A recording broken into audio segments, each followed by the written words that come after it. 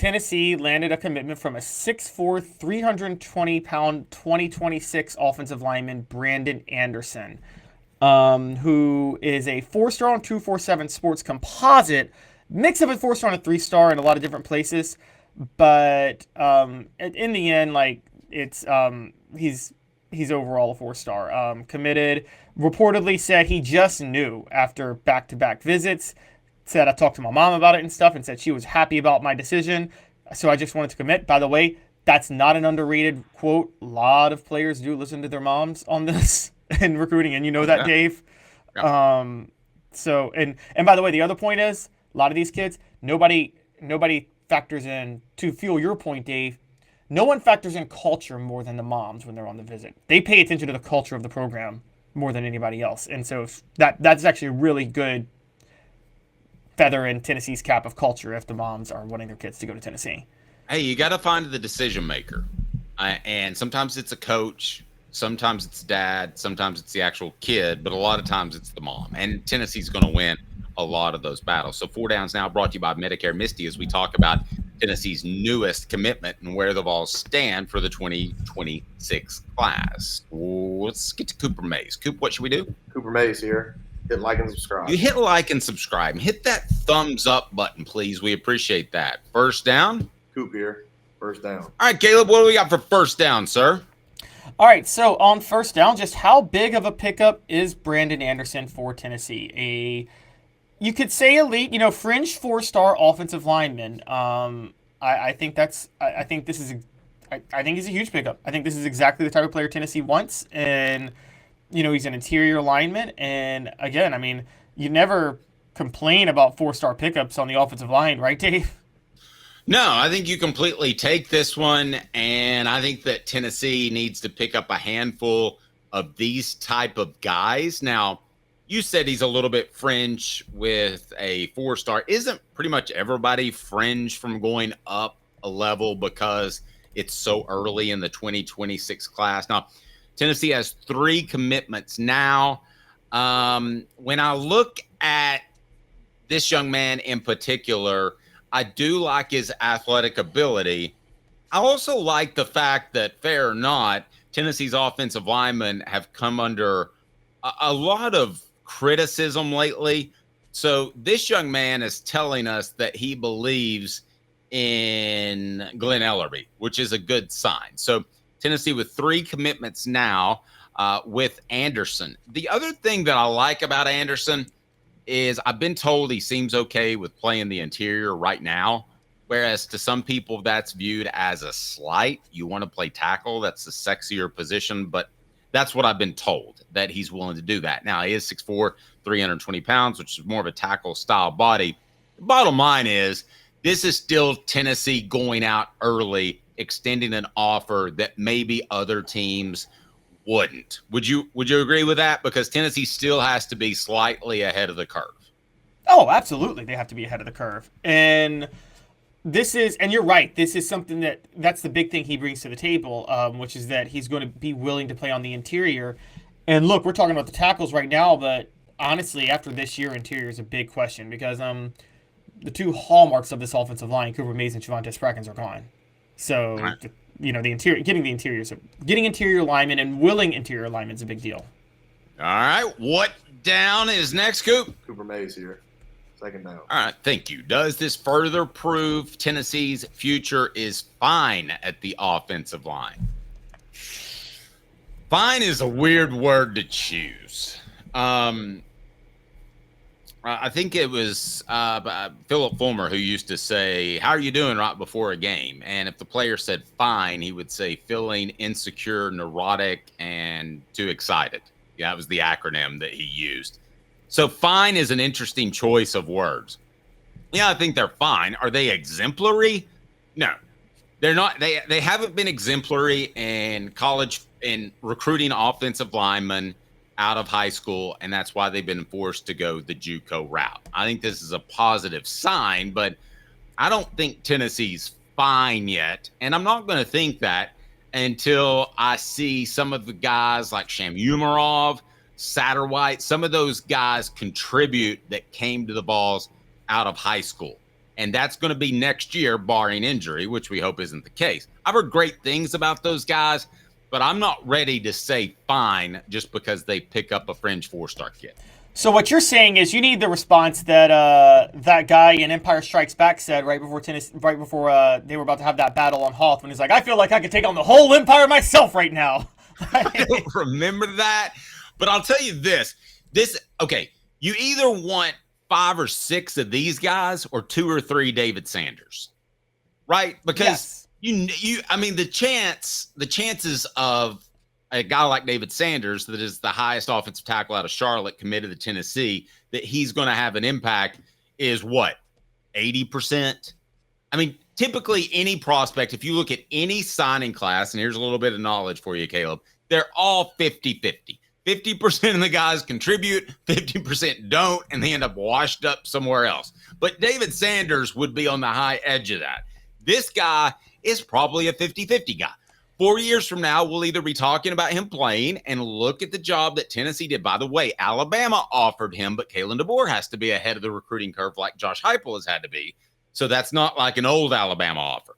So to me, we'll either have the conversation with this young man that, hey, man, he's starting, he's contributing, or he's at App State after transferring. Well, I don't want to be Debbie Downer, but he's a 50-50. David, I'd rather have, I don't know, would you rather have 3, like you feel for sure guys, or 6 or 7, I feel kind of good about guys? Well, as Josh Pate tried to correct me last week on the split the baby reference, because he says if you really read the story, the point of split the baby was cooler heads prevailed, and said that wasn't a good idea. Yes. That biblical story. I love it when you get challenged on your religious knowledge, by the way. I could just see that irking you at the time. Hit like and subscribe if you like to challenge Caleb's religious knowledge. I went to church every Sunday and Wednesday for like the first 18 years of my life. Y'all don't have me on this, okay? Raised in a Baptist faith that took the Bible literally all the way through. I'm just going to point this out. That story's wrong. That story is inaccurate. It's not always wrong to split the baby, okay? Now, physically it is. Physically it is. You're not ever supposed to actually cut a baby in half, okay? But it's not always wrong to split a baby and try to get the best of both worlds. And I think Tennessee's getting that right now, because they've gotten the David Sanders, the 5-star, but then they've gotten what you talked about, which is the 5 or 6 fringe 4-stars. I mean, every member of this recruiting class in 2024, Dave, that was an offensive lineman, they're fringe 4-stars. Bennett Warren, William Satterwright, Max Anderson, Gage Ginther, Jesse Perry. Well, not Jesse Perry, but the other 4 are all fringe 4-stars. And then you add David Sanders, a 5-star in the next class. And now you have this guy, Brandon Anderson, who is a fringe 4-star in the 2026 class. So you have 5 fringe 4-stars and a 5-star. That's kind of what you want, isn't it? They've split the baby and Caleb likes it. Let me tell you what a perfect class for Tennessee in the offensive line department would look like. Brought to you by Medicare Misty, licensed in over 40 states. So wherever you're watching, she can take care of you. No cost from Medicare Misty. I've been in business actually 19 years this year. I've been in the community since 1993. You're getting a lot of information. Unlike when you were working, they made the choice for you. Now you have to make the choice. Come to us and let us help you make it easy. Call Medicare Misty, MedicareMisty.com or 423-777-5577. Let us help them sleep at night. And we call her Medicare Misty. So I've covered recruiting for, 25 years.